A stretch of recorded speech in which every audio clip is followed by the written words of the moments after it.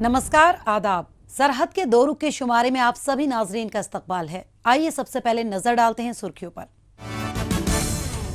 गिलगित बल्तिस्तान में corona virus के बढ़ते मामलों के दरमियान मुख्तलिफ महकमे के लोगों का एहतजाज जारी।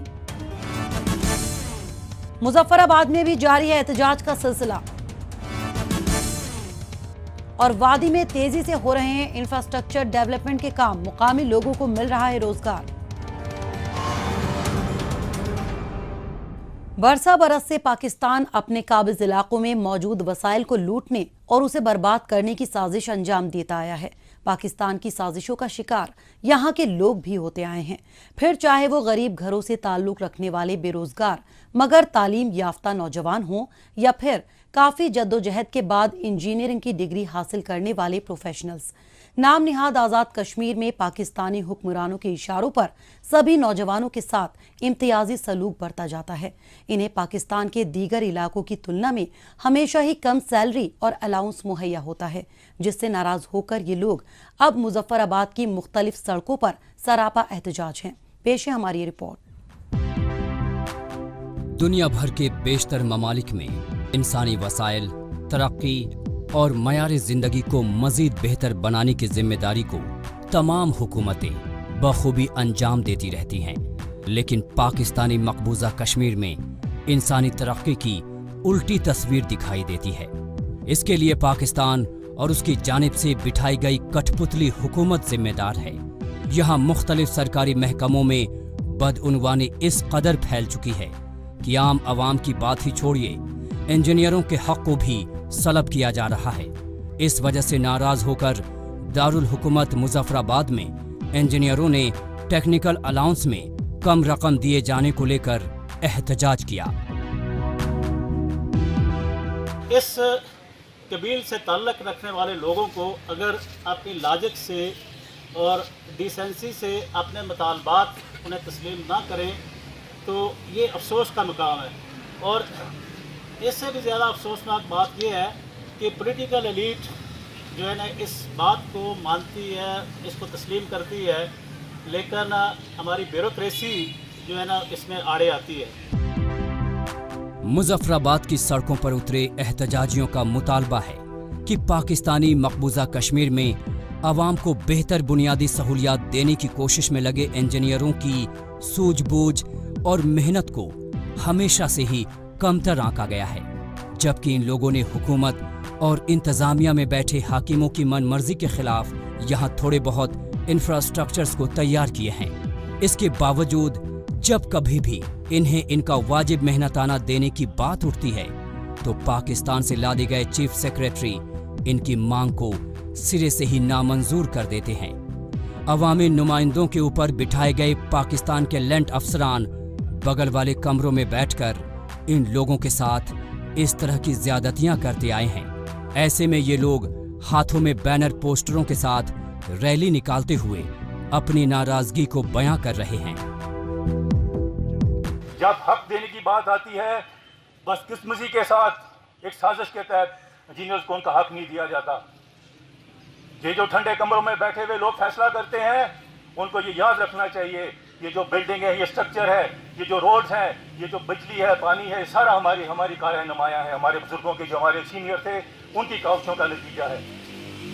आज आप ताओबट से लेकर बिम्बर तक सफ़र करके देखें, ये जो काली सड़कें हैं, ब्लैक टॉप रोड्स, ये जो स्ट्रक्चर है जिनके अंदर आप बैठ के मीटिंग्स करते हैं, बैठते हैं, वीडियो लिंक्स पे खिताब करते हैं, ये जो पानी है, ये बिजली है, जो पहाड़ों पे आपको बिजली नजर आती है, ये सब इन इंजीनियर्स की काविशों का नतीजा है दोस्तों। लेकिन जब स्ट्रक्चर की तरफ देखा जाता है तो इंजीनियर के साथ ज्यादती हो रही होती है। बरसों से पाकिस्तान अपने कब्जे वाले इलाकों में दोहरी हिकमत अमली पर काम करता आया है।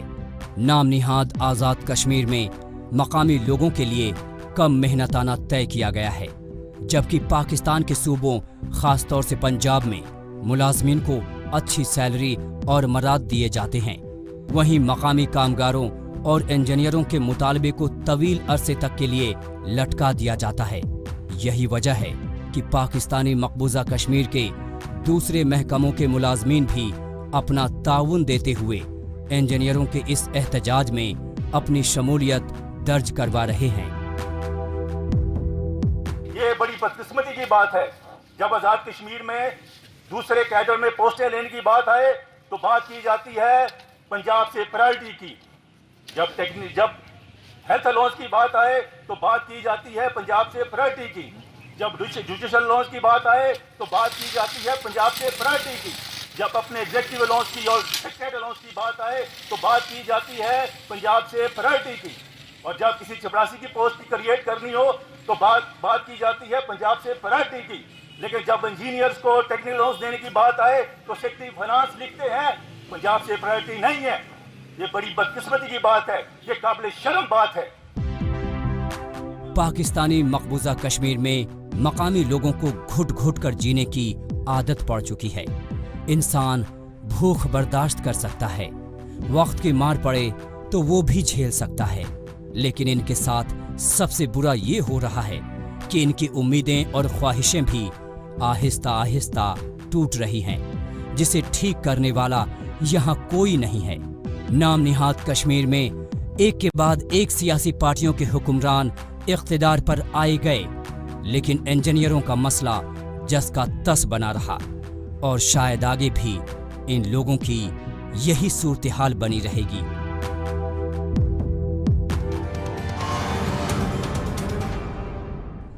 और अब बात वादी में इंतजामिया की जानिब से मुख्तलिफ तरक्की याफ्ता मंसूबे के जरिए अवाम खासतौर से मकामी नौजवानों को बरसरे रोजगार बनाने की। जम्मू कश्मीर समेत मुल्क के दीगर हिस्सों में एक तवील अरसे से कायम लॉकडाउन के दौरान लोग अपने अपने घरों में रुक गए थे, जिसकी वजह से मईशती और कारोबारी सरगर्मियां भी मुतासर हो गई थी। लेकिन लागू किए गए अनलॉक 1 और 2 के तहत लॉकडाउन के खुल जाने के बाद वादी में मामूली जिंदगी वापस पटरी पर लौट रही है। इसके साथ ही यहाँ मुख्तलिफ इलाकों में इंजीनियरिंग और कंस्ट्रक्शन के कामों को तेजी से पूरा किया जा रहा है। इससे मकामी नौजवानों को तो रोजगार मिल ही रहा है, साथ ही मुख्तलिफ इलाकों में इंफ्रास्ट्रक्चर डेवलपमेंट को भी यकीनी बनाया जा रहा है। मोबाइल कंप्यूटर्स में जदीद तरीन टेक्नोलॉजी के जरिए इंटरनेट दस्तयाब करवाने, लोगों को बिजली और साफ पानी सप्लाई को यकीनी बनाने, बड़े बड़े पुलों और सड़कों पर तेज रफ्तार से दौड़ती गाड़ियां, शहरियों को चलने के लिए साफ सुथरे रास्ते मुहैया करवाने और ऐसी ही बहुत सारी बुनियादी सहूलियात की फराहमी के पीछे काबिल इंजीनियर्स और मेहनतकश कामगार कारफरमा रहते हैं, जिसकी मिसाल हालिया दिनों श्रीनगर के मुख्तलिफ इलाकों में तामीरी कामों को पूरा किए जाने के दौरान दिखाई दी। इन मंसूबों के जरिए जहां एक जानिब आसपास के इलाकों को तरक्की याफ्ता बनाने में मदद मिल रही है, तो वहीं दूसरी तरफ मकामी कामगारों को रोजगार भी मिल रहा है। 2-3 महीने से लॉकडाउन था, लॉकडाउन बंद होने के बाद अब थोड़ा खुल गया है लॉकडाउन, तो इसलिए डेवलपमेंटल वर्क है शुरू हो गया है। हम इस तरह हमारी एसएमसी का ये काम शुरू हो गया है इधर, तो इसमें से मजदूर तबका भी जो है वो भी अपना रोज़गार कमाता है। गाड़ी वाला, बाकी टाइल वाला, जो सभी मटेरियल वाले भी, बाकी लोग भी, सबके लिए ये रोज़गार फराहम करता है। अवाम को हर तरह की सहूलियात का फायदा मिल सके, इस बात को तरजीह देते हुए जम्मू कश्मीर इंतजामिया ने मुख्तलिफ जगहों पर तामीराती काम शुरू कर दिए हैं। दरअसल कोरोना की वबा और उसकी वजह से नाफिज लॉकडाउन के सबब इन तामीरी मंसूबों पर पाबंदी लगा दी गई थी, लेकिन अब इन तामीराती कामों के आगाज के साथ ही मकामी लोगों का रोजगार भी शुरू हो चुका है। ये अभी के वक्त में बहुत सारों को रोज़गार मिल रहा है इस सब चीज़ों की वजह से, जैसे कि सप्लायर्स को, मेसन्स को या मजदूर हो, सबको काम जो 3 महीने बंद रहा लॉकडाउन की वजह से, उस सबको मतलब उसके बाद फिर से रिकवर हो रहा है सब कुछ। तो गवर्नमेंट अथॉरिटीज़ ने ये काम अच्छे से एक स्टेप अच्छा ले लिया कि काम फिर से स्टार्ट कर दिया। उनकी वजह से जो लोग 3 महीने बैठे थे तो वो फिर से काम करने शुरू हो गए।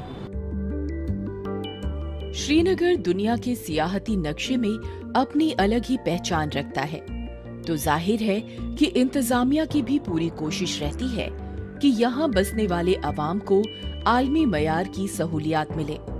इस सिमत में लॉकडाउन खोले जाने के बाद से ही इमारतों, सड़क, फुटपाथ को न सिर्फ दुरुस्त किया जा रहा है बल्कि जरूरत पड़ने पर नए सिरे से तामीर भी किया जा रहा है।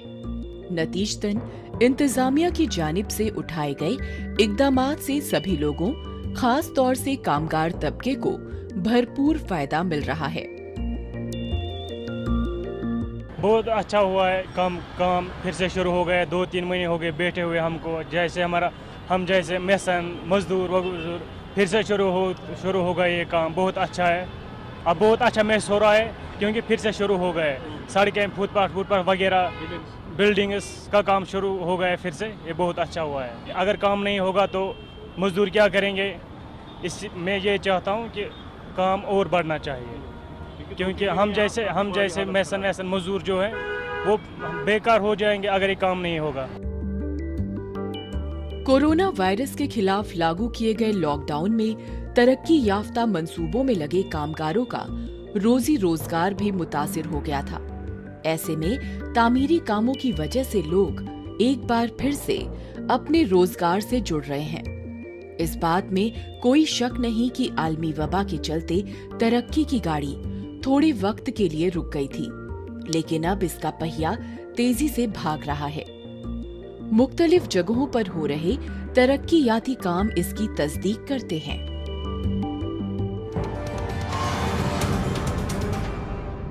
मौजूदा दौर सोशल मीडिया का दौर है। आजकल खबरों को जानने, अपनी राय रखने और खबरों के तबादला ख्याल में ट्विटर का खूब इस्तेमाल हो रहा है।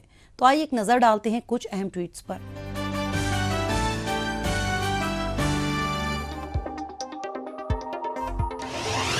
पामीर टाइम्स ने ट्वीट किया है कि ये गिलगित बल्तिस्तान के अस्तौर वादी में वाक़े छोटे से गांव के जलने की हफ्ता भर पहले और बाद की तस्वीर।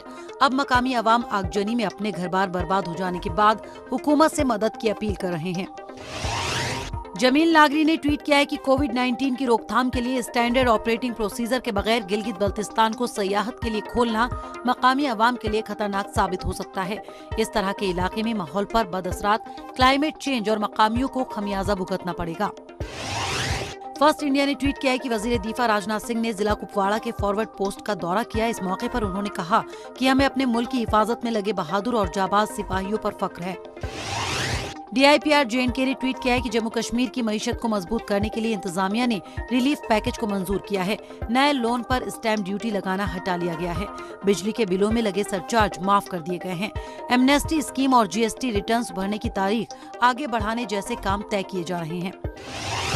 कश्मीर पिवट ने ट्वीट किया है कि Jammu and Kashmir services selection board की जानिब से मुख्तलिफ महकमों में क्लास 4 के लिए तकरीबन 8,575 ओहदों पर तकर्रूरी होनी है। इसके लिए 92,000 से ज्यादा उम्मीदवारों ने अपना ऑनलाइन रजिस्ट्रेशन करवाया। गिलगित बल्तिस्तान में कोरोना वायरस के बढ़ते मामलों के दरमियान यहाँ मुख्तलिफ महकमे के लोगों का एहतजाज जारी है। किसी को वक्त पर तनख्वाह ना मिलने की शिकायत है तो किसी को मुस्तकिल ना होने की, तो किसी को दीगर मराद की दरकार है। यहाँ कोरोना के खतरे के बावजूद तमाम तर लोग जुलूस निकालते हुए मुत्तहिद हो रहे हैं और हुकूमत तक अपनी आवाज पहुंचाने की कोशिश में लगे हुए हैं। गुज़िश्ता रोज इमरजेंसी सर्विसेज के मुलाजमीन और अहलकार भी सड़कों पर उतरे।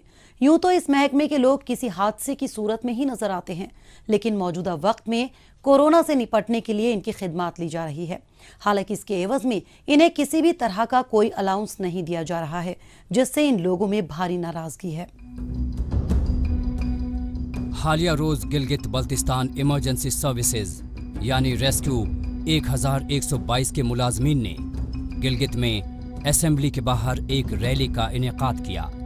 इनके मुतालबात थे तनख्वाहों की अदम अदायगी, मुख्तलिफ अलाउंस, खास तौर पर कोरोना अलाउंस दिया जाना। मुलाजमीन ने हाथों में प्ले कार्ड उठाए एहतजाजी रैली निकाली और अपने हुकूक के लिए नारेबाजी की। मुलाजमीन ने बल्दिया ऑफिस से रैली निकाली और शहर भर से होते हुए मकामी असेंबली के बाहर धरना दिया। इनका कहना है कि कोरोना की वजह से इन्हें खतरा काफी ज्यादा है, लेकिन हमें अलाउंस देना तो दूर की बात रही, वक्त पर तनख्वाह भी नहीं मिल रही, जो कि सरासर नाइंसाफी है। 1122 के जो तमाम अमला है वो फ्रंट लाइन पर, आजकल जो कोविड का सिलसिला चल रहा है इसमें फ्रंट लाइन पे सारे लोग काम कर रहे होते हैं। हमारे लोग ना पानी के हादसे को देखते हैं, ना आग के हादसे को, और ना ही एक्सीडेंट्स वगैरह, सब में फ्रंट लाइन पे कोशिश करते हैं कि वो बगैर किसी उसके आगे जाके लड़ें या फिर उनकी खदमत करें। सीएम ने हमसे वादा भी किया था, बल्कि बड़ी बड़ी बातें भी की थी कि हम लोग जो है आप लोगों के लिए बहुत सारे इंसेंटिव्स देंगे और आप लोगों को रिस्क अलाउंस वगैरह भी मिल जाएगा। उन्होंने खुद प्रॉमिस किया था, लेकिन आज इन सब से हम लोग महरूम हैं। इसी वजह से हम लोग यहाँ पे इकट्ठे हैं कि हमारे मुतालबात पे गौर किया जाए।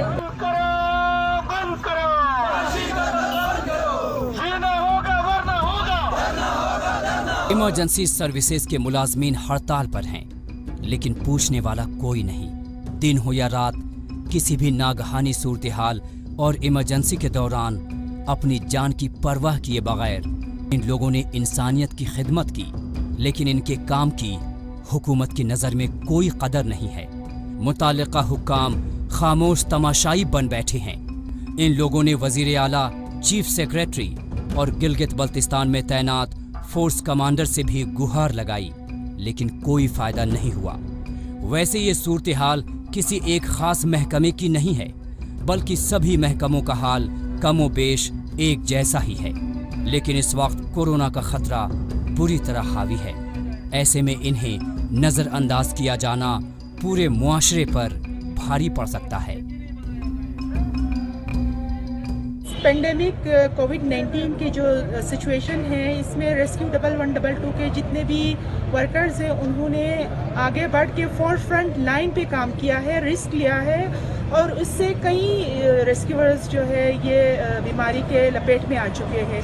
अभी भी इस वक्त भी तकरीबन 10 से 15 हमारे रेस्क्यूअर्स क्वारंटीन के अंदर है, और बाकी जो अमला है वो अपने जान हथेली पे रख के मरीज़ को हस्पतालों तक पहुंचाना या क्वारंटीना सेंटर तक पहुंचाना या घरों से क्वारंटीना सेंटर तक पहुंचाना, और उसके अलावा जितने भी डेड बॉडीज़ है वो पूरे प्रोटोकॉल्स और जितने भी उसके टर्म्स एंड कंडीशंस है कोविड-19 का, उसी के साथ ही तदफीन भी करते हैं।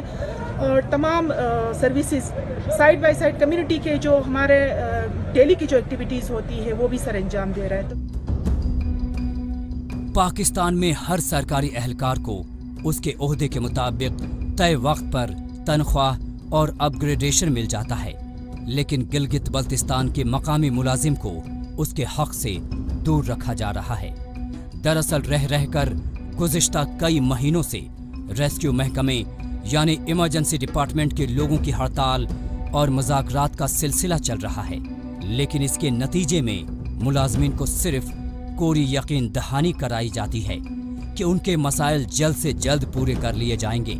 इनकी अपग्रेडेशन की फाइल को इस महकमे से उस महकमे भेजा जाता है। मौजूदा दौर में जब यहाँ हाफिजुर रहमान हुकूमत को 5 साल का अरसा मुकम्मल होने के बाद अपना ओहदा छोड़ना पड़ा है और आर्जी हुकूमत राज कर रही है, तो इनकी मुश्किलें और भी ज्यादा हो जाती हैं, क्योंकि उसके पास कोई बड़ा फैसला लेने के इख्तियार ही नहीं हैं। जितने भी पेशेंट्स हैं वो हम डील करते हैं। मुझे खुद ही भी पॉजिटिव कोरोना हुआ था, मैं कोई 18 दिन तक क्वारंटाइन रहा हूँ। तो यहाँ पे हमें कोई फैसिलिटीज़ वगैरह जो गवर्नमेंट नहीं दे रही है, उसके अलावा जो हमें अलाउंस वगैरह है वो भी नहीं दे रही है। सीएम साहब से अपील करते हैं कि हमें ये जो कोरोना रिस्क अलाउंस जो है, हमें कोरोना रिस्क अलाउंस हमें मिलने चाहिए। अपील करते हैं, इस वजह से हम यहाँ पे धरना पिछले कोई 2 घंटे से धूप में हम धरना दे रहे हैं।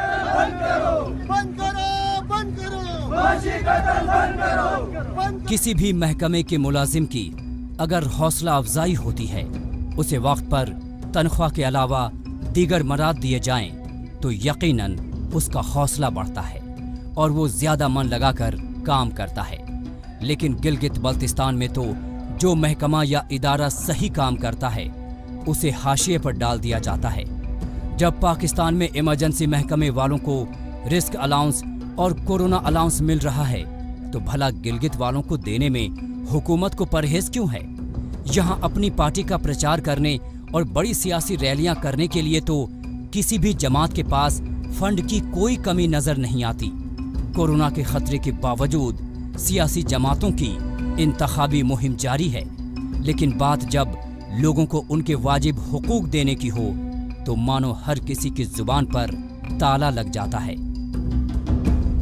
रेस्क्यू 112 में गिलगित में ओवरऑल 200 से ज़ायद स्टाफ मौजूद हैं और इस वक्त जितने भी हादसे होते हैं, स्पेशली वाटर रेस्क्यू के या फायर के जितने भी हादसे होते हैं, उन सब में हमारे कम से कम 15 से 20 स्टाफ जाके वहाँ पे काम कर रहे होते हैं और वो जो सर्च कंप्लीट होता है उस वक्त तक वो लोग वहाँ पे दिन रात एक करके बैठते हैं। लेकिन गवर्नमेंट की तरफ से कोई इनपुट नहीं होता, खाने पीने के लिए भी उनसे इवन पूछा भी नहीं जाता या आप लोगों ने कैसे यहाँ पे रिसर्च किया, क्या मसाइल दरपेश हुए, कुछ भी नहीं पूछते हैं।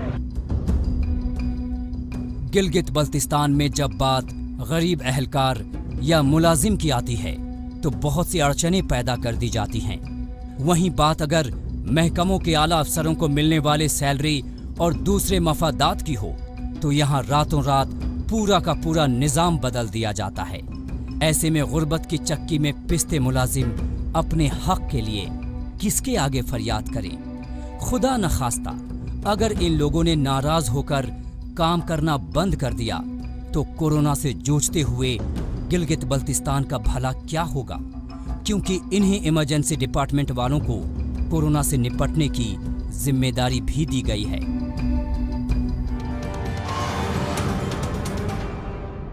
अनहोनी या हादसा किसी को बताकर नहीं आते, लेकिन जब ये दस्तक देते हैं तो अक्सर कई लोगों को अपनी आगोश में ले लेते हैं। इस तरह के हादसों की भरपाई आसान नहीं होती, इसलिए जरूरी है कि ऐसी सूरत हाल से निपटने के लिए हमेशा तैयारी मुस्तैद रखी जाए। हमेशा सजग और चौकन्ना रहकर बहुत सी मुश्किलात से डटकर निपटा जा सकता है।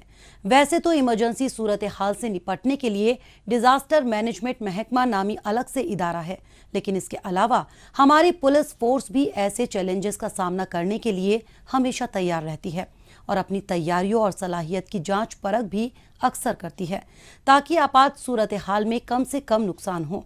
इसी को मद्देनजर रखते हुए जिला पुंछ और श्रीनगर में इमरजेंसी रेस्क्यू की तैयारियों का जायजा लिया गया।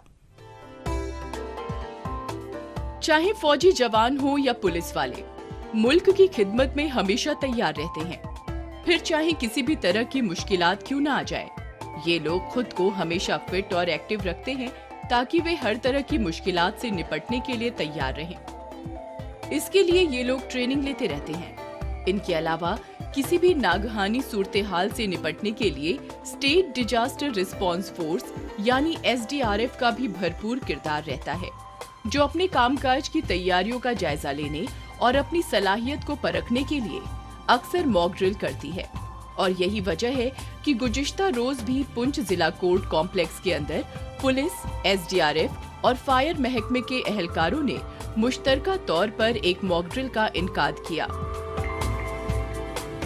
कोर्ट प्रेमिसेस में देखा कि यहाँ एक मॉक ड्रिल चल रही थी जिसमें fire and emergency services, SDRF और JKP के मुस्तैद जवान ये अपनी मुजाहरा कर रहे थे। मैंने भी देखिए अच्छा लगा कि ये टाइम टू टाइम अपनी फोर्सेस को एक्टिव रखते हैं, एंगेज रखते हैं कि वो अपने स्किल्स को हॉन करते रहें, अपने स्किल्स को बार बार यूज़ करते रहें और एक्टिव रहें। और ये चीज़ें होती रहनी चाहिए। ये ड्रिल्स से ही ये जो जवान हैं, क्योंकि यहाँ पे ऊपर वाला ना करे कि ऐसी कोई ज़रूरत आए, अगर ये ड्रिल्स और ऐसी एक्टिविटीज़ में पार्टिसिपेट करते रहेंगे तो ये एक्टिव रहेंगे और ये स्किल्ड रहेंगे और हम लोगों की बेहतर तरीके से सेवा और रक्षा कर पाएंगे। पुंछ जिला कोर्ट कॉम्प्लेक्स में हुए मॉक ड्रिल में जवानों ने सीखा कि किस तरह आग लगने के दौरान उस पर काबू पाया जा सके। इसके लिए फौरन फायर एंड इमरजेंसी सर्विस कैसे मौके पर पहुंचे और किस तरह पुलिस और फायर फाइटर ऊंची से ऊंची इमारत में लगी आग को बुझा सकें।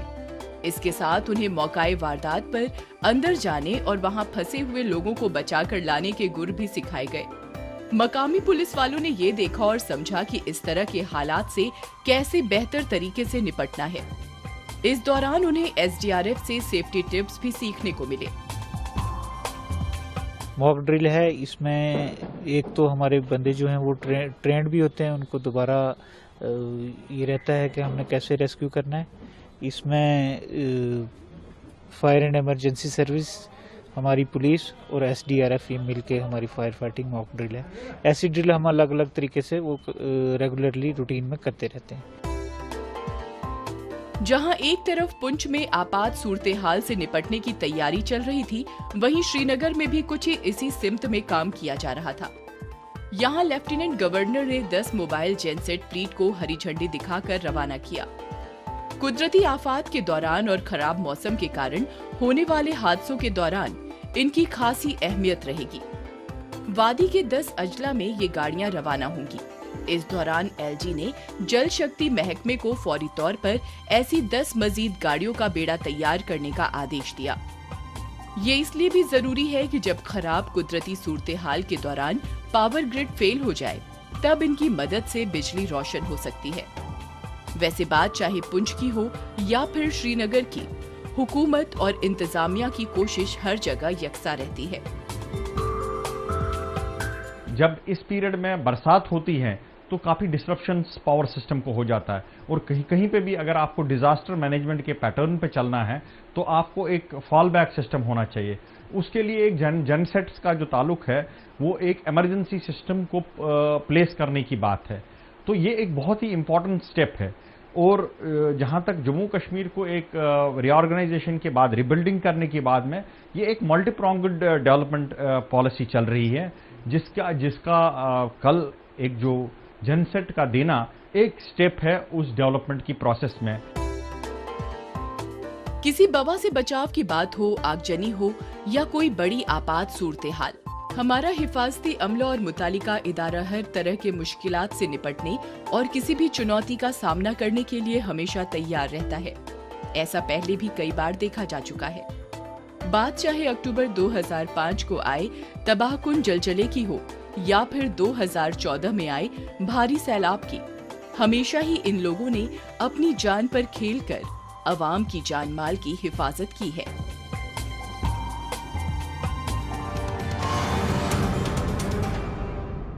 नाजरीन, इसी के साथ हमें दीजिए इजाजत। अगले हफ्ते इसी दिन इसी वक्त फिर होगी मुलाकात। तब तक के लिए नमस्कार, खुदा हाफिज।